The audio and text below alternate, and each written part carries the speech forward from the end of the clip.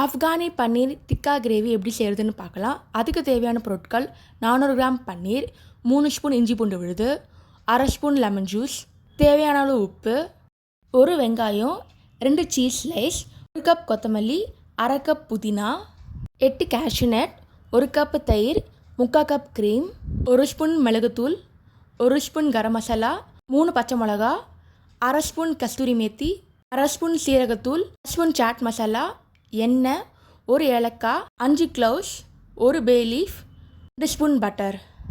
Afghani பன்னீருக்கு பன்னீர் திக்காக cut பண்ணிக்கோங்க, பெருசாக இருக்கணும்.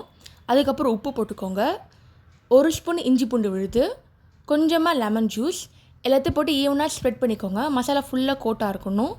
பன்னீர் இந்த மாதிரி விரல் சைஸ் கட் பண்ணிக்கோங்க, இல்லைனா பெருசாக கூட கட் பண்ணிக்கோங்க, ஏன்னா திக்காக பண்ண போகிறோம். இந்த மாதிரி மசாலா ஊறி ஒரு 10 நிமிஷம் இருக்கட்டும். இப்போ நெக்ஸ்ட் நம்ம கிரேவி பண்ண போகிறோம். அந்த கிரேவிக்கு தேவையான பொருட்கள் பார்த்தீங்கன்னா, ஆஃப்கானி கிரேவிக்கு ஃபஸ்ட்டு 1 கப் கொத்தமல்லி, அரை கப் புதினா, 1 வெங்காயம், க்ரீன் சில்லி 2, கேஷ்யூ நட்டு 8லேருந்து 10 ஊற வச்சு இதை போடுங்க, cheese slice, ginger garlic paste, அப்புறம் கர்ட், 3/4 கப் க்ரீம், அதுக்கப்புறம் உப்பு, மிளகுத்தூள், கஸ்தூரி மேத்தி, சாட் மசாலா, கரம் மசாலா, சீரகத்தூள், அப்புறம் தண்ணி. இப்போ எல்லாத்தையும் சேர்த்து அரைக்க போகிறோம். இதாங்க ஆஃப்கானி கிரேவி. இது பேஸ் கிரேவி. இந்த கிரேவி வச்சு நீங்கள் டிக்கா பண்ணலாம், இல்லைனா பன்னீர் வச்சு ஆஃப்கானி பன்னீர் பண்ணுற மாதிரி ஆஃப்கானி சிக்கன் கூட நீங்கள் பண்ணலாம். தண்ணி கம்மியாக ஊற்றிக்கோங்க, ஏன்னா கிரேவி திக்காக இருக்கணும். அப்போ தான் பன்னீர் டிக்கா பண்ணும்போது உங்களுக்கு ஈஸியாக இருக்கும். இப்போ இதில் மிக்சியில் நல்லா அரைச்சிக்கலாம். அரைச்சா இந்த மாதிரி வரும், நல்லா திக்காக க்ரீமியாக இருக்கும். கொத்தமல்லி புதினா போட்டதுனால லைட் க்ரீன் கலரில் இருக்கும். இப்போ இந்த கிரேவியை தனியாக வச்சுக்கோங்க. இப்போ இந்த கிரேவிலேருந்து பன்னீர் டிக்கா பண்ண போகிறோம். அதை லைட்டாக அப்ளை பண்ணிக்கோங்க, ஈவனாக ஸ்ப்ரெட் ஆகட்டும், 4 சைட்லேயும் இருக்கட்டும். இது ஒரு 10 நிமிஷம் ஊறட்டும். இப்போ பன்னீர் டிக்கா பண்ணலாம். அதுக்கு ஒரு பேனில் எண்ணெய் ஊற்றிக்கோங்க, 1 பை 1 வைங்க. எல்லா பக்கமும் அந்த மசாலா ஊறி இருக்கணும். அப்போ தான் பன்னீர் டிக்கா பண்ணும்போது டேஸ்ட் நல்லா வரும்.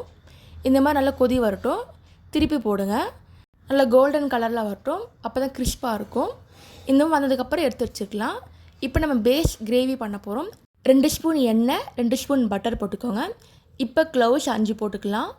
அதுக்கப்புறம் 1 ஏலக்காய், 1 பச்சை மிளகா, 1 bay leaf, ginger garlic paste 1 spoon, 1 பட்டை, எல்லாத்தையும் போட்டு ஃப்ரை பண்ணிக்கலாம். இப்போ நம்ம அரைச்ச பேஸ் கிரேவி இதில் ஆட் பண்ணிக்கலாம்.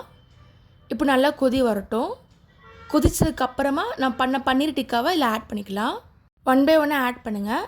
நல்லா பன்னீர் கிறிஸ்பாகவும் இருக்கும், கிரேவி டேஸ்ட்டும் இருக்கும். கார்னிஷ்க்கு மேலே க்ரீம் போட்டிருக்கேன். ஆஃப்கானி பன்னீர் ரெடி ஆகிடுச்சு. நீங்களும் ட்ரை பண்ணி பார்த்துட்டு எப்படி இருக்குன்னு சொல்லுங்கள். இந்த மாதிரி சிம்பிள் ரெசிபி தான் யூடியூப் சேனலில் போட்டிருக்கேன், அதையும் மறக்காமல் செக் பண்ணி பாருங்கள்.